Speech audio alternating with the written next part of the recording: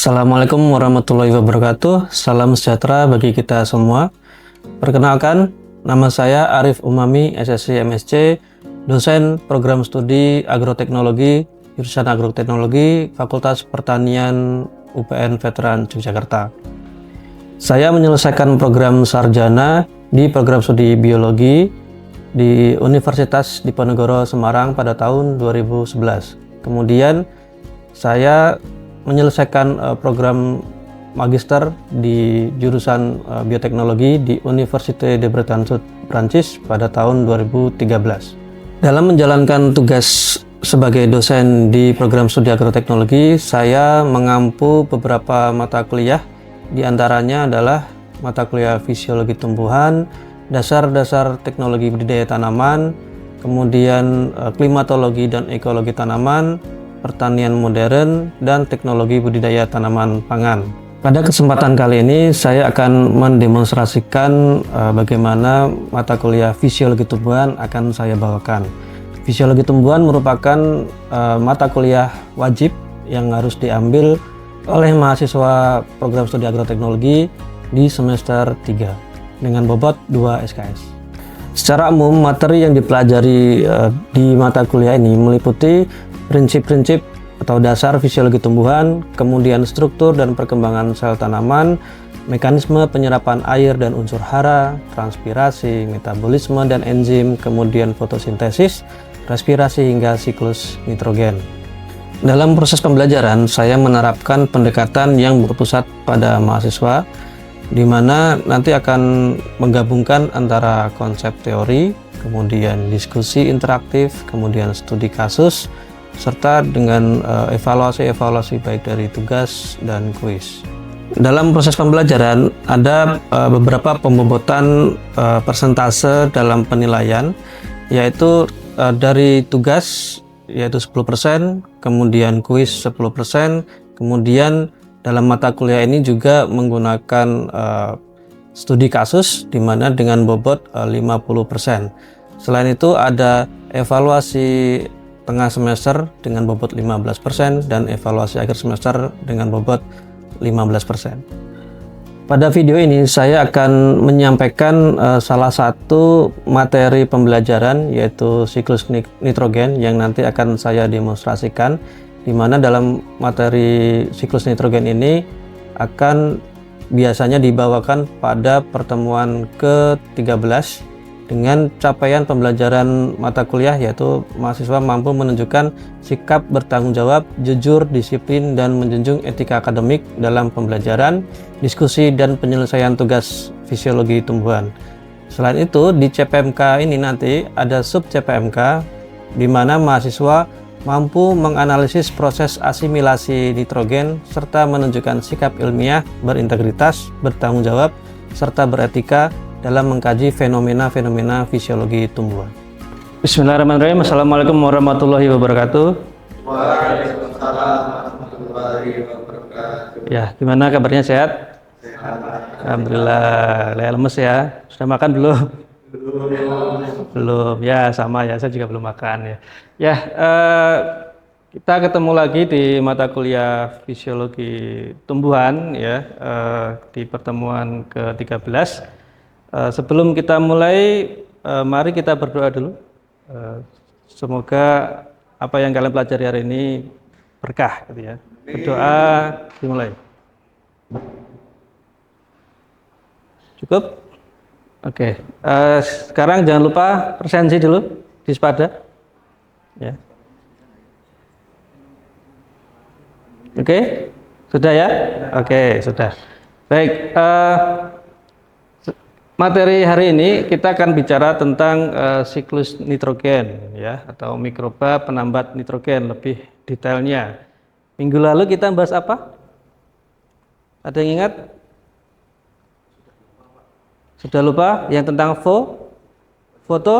fotosintesis. Oke, fotosintesis. Ada lagi? Minggu kemarinnya lagi adalah transpirasi ya. Jadi antara transpirasi, respirasi, fotosintesis yang sudah kita pelajari minggu-minggu yang kemarin jangan dilupakan ya, karena itu menjadi materi yang penting dalam fisiologi tumbuhan. Nah, kali ini kita akan bicara tentang siklus nitrogen. Ada yang tahu apa itu nitrogen? Unsur hara untuk tanaman. Baik, unsur hara untuk tanaman. Nah, kalau kita bicara tentang siklus gitu ya, ya sebelum ke arah sana, ini adalah tujuan atau capaian pembelajaran mata kuliah ya, supaya nanti saudara-saudara sekalian bisa menunjukkan sikap bertanggung jawab, jujur, disiplin, kemudian menjunjung etika akademik dalam pembelajaran, diskusi, dan bisa menyelesaikan tugas-tugas fisiologi tumbuhan. Nah, kemudian Anda juga bisa nanti bisa menganalisa gitu ya proses asimilasi nitrogen serta menunjukkan sikap ilmiah, bertanggung jawab dan beretika dalam mengkaji fenomena fisiologi tumbuhan. Dan saya ingatkan lagi di awal-awal kita sudah sampaikan tugas proyeknya ya, tugas proyek berupa studi kasus, di mana nanti Anda harus mencari jurnal internasional yang kemudian Anda diskusikan dengan kelompok kalian dengan topik-topik yang sudah saya bagikan gitu ya. Ada yang tentang bagaimana pengaruh cekaman lingkungan terhadap fisiologi tanaman, baik dari suhu, ada yang cekaman kekeringan, ada yang cekaman karena biotik ya. Jangan lupa nanti dipresentasikan di minggu ke-15 ya, sesuai dengan jadwal ya. Kemudian untuk minggu depan juga saya agendakan ada kuis gitu ya, melalui LMS. Jadi nanti materinya ya dari awal sampai akhir ada kuis di situ. Oke, kita langsung masuk ke materi ya dari siklus nitrogen. Nah, seperti yang tadi dikatakan Samuel tadi, nitrogen itu bagi tanaman itu adalah salah satu unsur hara makro lebih tepatnya ya. Jadi unsur hara itu kita bisa bedakan makro dan mikro ya. Salah satunya adalah nitrogen ya. Nah, nitrogen itu ketersediaannya di alam itu dalam bentuk gas atau N2, itu yang ada di gambar di atas gitu ya. Namun masalahnya nitrogen yang berupa gas itu oleh tanaman itu tidak bisa langsung dipakai, diserap ya, sehingga harus diubah dulu. Kalau istilahnya kalau Anda mungkin tidak bisa makan langsung kangkung yang segar, tapi harus dimasak dulu, harus diolah dulu gitu ya. Nah, ini nitrogen di udara itu juga tidak bisa langsung dipakai oleh tanaman, sehingga dia harus di-convert dulu, diubah dulu menjadi bentuk yang lain, yang tersedia ya. Nah, nitrogen ini bersirkulasi di alam ini bisa berbagai cara, yaitu nanti bisa melalui secara biologis yang nanti kita akan lebih detail seperti itu, kemudian melalui fisik juga bisa ya. Dari mana nitrogen tersedia? Bisa melalui sambaran petir ya, bukan petir sembarang petir gitu ya. Ya petir. Jadi ketika gas nitrogen, kemudian ada air, ada petir gitu ya, ada proses ionisasi, maka nanti ada nitrogen yang mengalami ionisasi itu jatuh ke bumi dan kemudian tanah menjadi subur ya. Kalau kalian notice gitu ya, tanaman itu bisa subur tanpa dipupuk padahal ya. Nah, yang memupuk adalah Tuhan Yang Maha Esa melalui tadi nitrogen yang diionisasi pakai petir tadi. Nah, bagaimana dengan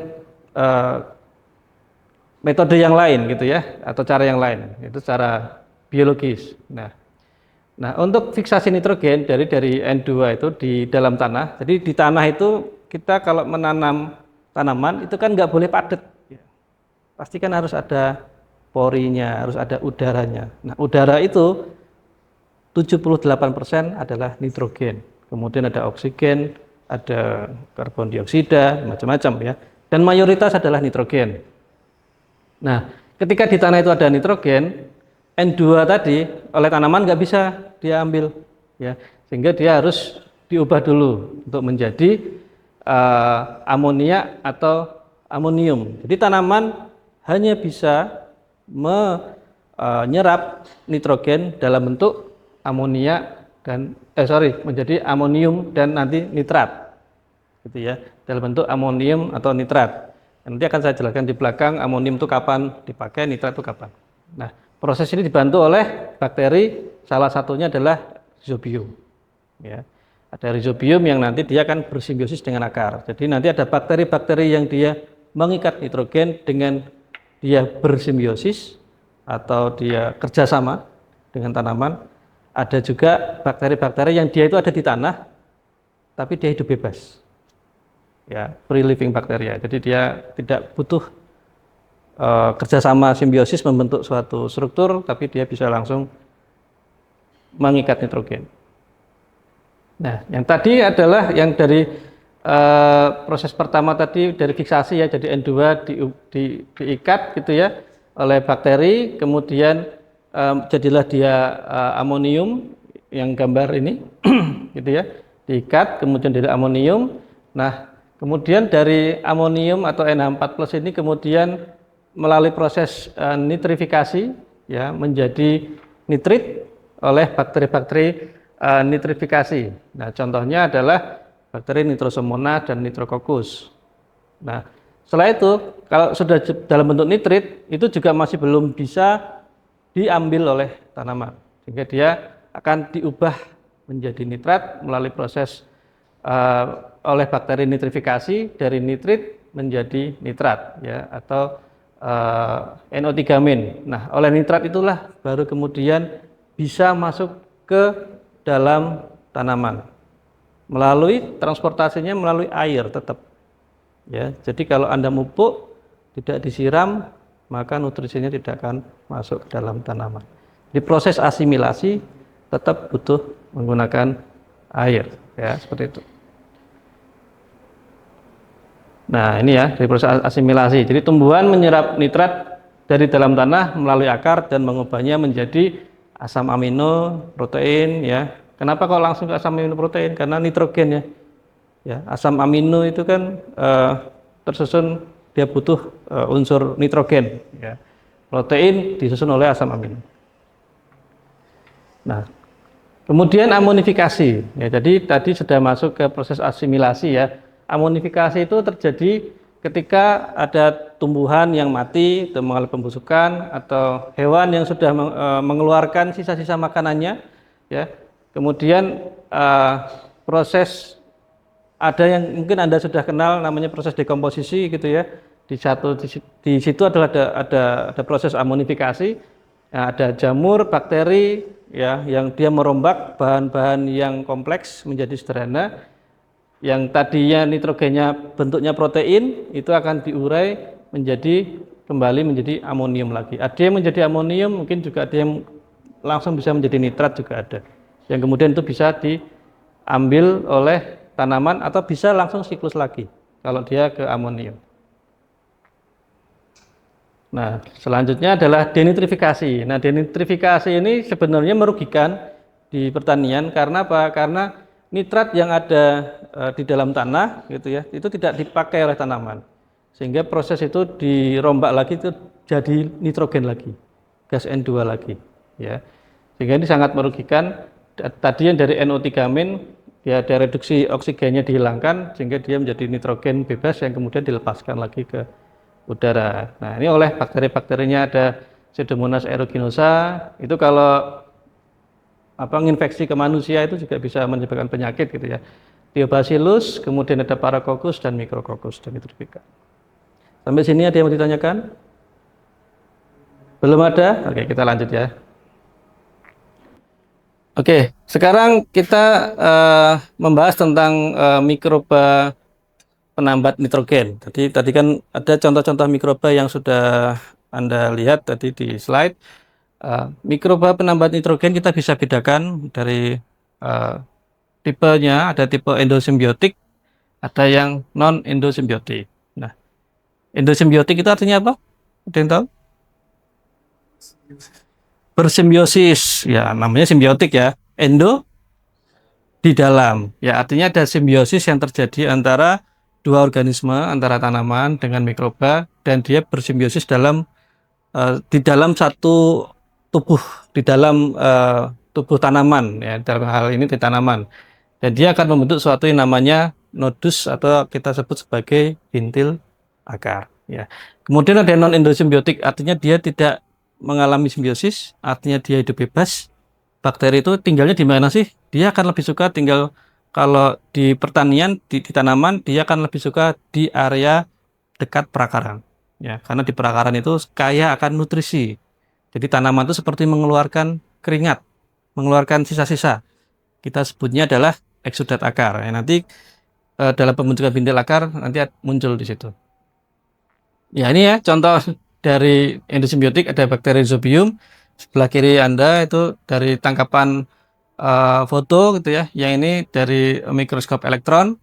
Contohnya ada Rhizobium dan keluarganya. Itu ada Rhizobium, ada Bradyrhizobium gitu ya. Kemudian selain bakteri Rhizobium juga ada Cyanobacter anabaena gitu ya. Cyanobacter anabaena azolae ini dia bersimbiosis dengan azolla. Ini contoh endosimbiotik. Kemudian, nah ini ada yang familiar dengan tanaman ini? Kacang-kacangan ya, atau LCC atau legume cover crop ya. Nah, ini contoh penggunaan tanaman kacang-kacangan, tanaman yang dia bersimbiosis dengan bakteri dan dia bisa mengangkat nitrogen. Penerapannya bisa menurunkan atau bisa menghemat penggunaan pupuk nitrogen gitu ya di perkebunan kelapa sawit ya, kelapa sawit ya. Ini ditanam biasanya di awal-awal ya, di awal-awal umur tanaman sawit yang masih muda gitu ya. Dari mulai yang TBM ya sampai TM ya, sebelum kanopinya saling menutup ya. Jadi ini sangat berguna sekali di perkebunan. Ini tanamannya tadi kalau di zoom ya, ini tanaman kacang-kacangan dari spesies Mucuna bracteata. Ya, kalau LCC banyak spesiesnya, ada Mucuna bracteata, ada Calopogonium, ya, ada PG juga ada ya. Nah, ini yang sebelah kiri yang Anda lihat itu adalah bintil akar. Bintil akar inilah tempat di mana proses terjadinya simbiosis antara bakteri dengan tanaman ya. Yang disitulah terjadinya proses fiksasi nitrogen. Ya, ini urutan atau mekanisme bagaimana bakteri bisa menginfeksi, gitu ya. Secara skematis seperti ini ya. Jadi tidak terlalu bagus gambarnya, tapi ini bisa cukup menjelaskan ya. Yang pertama adalah tanaman itu harus mengalami keterbatasan nitrogen dulu. Jadi kalau kalian nanam kacang, dipupuk dengan nitrogen tinggi, maka syarat nitrogen yang terbatas itu tidak tercapai. Akibatnya nanti tidak terbentuk asosiasi atau simbiosis. Jadi tanaman itu harus mengalami keterbatasan nitrogen. Bukan berarti tidak dipupuk nitrogen ya, boleh dipupuk mungkin sedikit dosisnya, atau seperempat kah, atau setengah kah ya. Nah, itu bisa diteliti berapa dosis yang efektif untuk membentuk simbiosis. Kemudian karena dia terbatas, dia mengeluarkan sinyal berupa flavonoid. Ya, sinyal yang dia keluarkan itu dalam berupa eksudat akar, senyawanya sinyal flavonoid, asam-asam organik. Keluar gitu kan, keluarkan. Kemudian sinyal kimia tadi, senyawa kimia tadi menyebabkan ada apa ya? Ya sebagai rangsangan dari bakteri-bakteri itu untuk datang. Ya seperti dipanggil. Gitu ya. Wah, ini ada makanan nih. Ya seperti kalau ada gula, ada semut, ya, ada makanan, maka dia akan datang, gitu ya. Dan dengan cara juga di tanah itu sudah ada spora-sporanya, sudah ada bakterinya. Gitu ya. Jadi kalau tanah itu belum pernah ditanami kacangan, maka benih itu bisa diberikan mikroba dulu, diberikan rhizobium dulu, dibalur dulu. Tapi kalau tanah itu pernah ditanami oleh kacang-kacangan, maka tidak usah diberlakukan. Ya, oke. Tadi sampai ini ya, di bakteri itu kemudian akan membalas pesan ya dari tanaman itu dengan dia mengeluarkan yang namanya senyawa semacam gula, ya, oligosakarida, ada EPS, CPS, LPS dan lain sebagainya. seperti gula gitu ya. Karena sifat gula itu apa? Kalau gula itu sifatnya selain manis, lengket. Ya, gula itu lengket gitu ya. Kalau kalian bikin apa lem itu kan juga bisa dari kanji ya, itu kan dari amilum dipanaskan jadi lengket. Ya, jadi lengket sehingga nanti mikrobanya pada nempel tuh di akar, di permukaan akar, kemudian akar itu akan mengalami pengeritingan ya, lalu kemudian masuk ke proses infeksi. Nah, di gambar ini proses yang lebih detail lagi bagaimana di bakteri tadi yang sudah melekat, dia akan masuk melalui jalurnya dari rambut akar. Ya, dari rambut akar yang dia masih tersier, artinya dia masih muda, akar-akar muda, ya, atau akar muda atau akar primer juga bisa, tapi yang masih muda.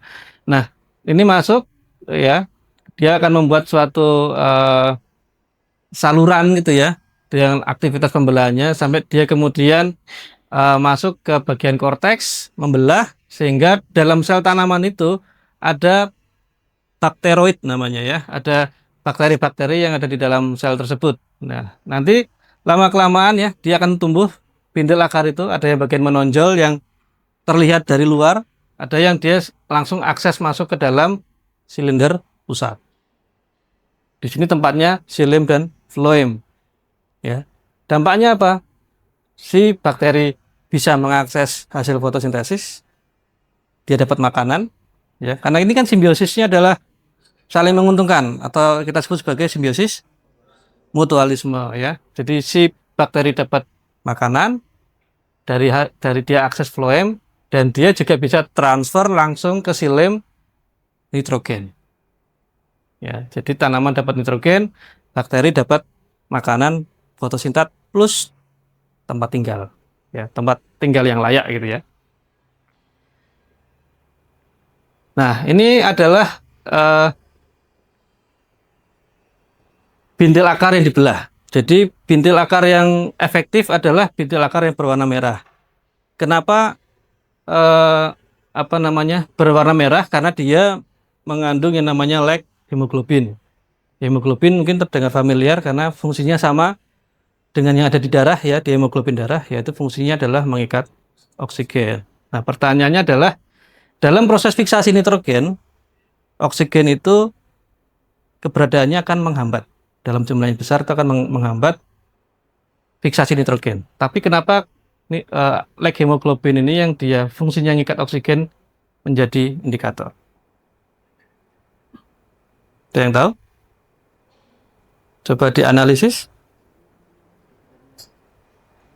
Like hemoglobin dia mengikat oksigen. Padahal ini kan mau mengikat nitrogen. Adanya oksigen ini menghambat. Kenapa? Mengontrol nitrogen. Satu, oke, boleh. Ada lagi? Kira-kira rhizobium itu butuh oksigen enggak? Butuh. Nah, jadi ada dua fungsi dari oksigen di sini. Yang pertama adalah satu benar mengontrol oksigen. Jadi ketika nitrogen, maaf. Jadi keberadaan oksigen yang tipis, yang sedikit itu masih oke untuk nitrogen bisa terfiksasi. Dan yang kedua adalah si rhizobium adalah bakteri aerob. Yang dia butuh oksigen untuk pertumbuhannya. Ya, jadi kamu dapat rumah tapi nggak dikasih oksigen, ini mati. Ya gitu ya. Nah, ini yang tidak bersimbiosis ya, ada Azotobacter, Clostridium, Azospirillum ya, di mana mereka tinggal di area perakaran atau rhizosfer, dan dia mengambil makanan dari eksudat-eksudat akar ya sebagai sumber karbonnya, nitrogennya dia bisa memfiksasi. Kemudian ini contoh bentuk lain yaitu Anabainazola ya, dia bentuknya seperti rantai seperti ini. Bagian yang mengikat nitrogen, bagian yang bulat besar ini kita sebut namanya heterosis, yang dia bisa mengikat nitrogen ya. Ini biasanya dipakai untuk pakan ikan gitu ya. Juga bisa kalau pertanian untuk pupuk hijau ya. Mungkin nanti bisa untuk topik skripsi menggunakan pupuk hijau dengan azol. Ya, terima kasih. Ini slide terakhir ya. Minggu depan kita akan lebih membahas bagaimana asimilasi nitrogen itu bisa masuk ke dalam tanaman lebih detail lagi. Ada yang ingin ditanyakan sebelum kita tutup?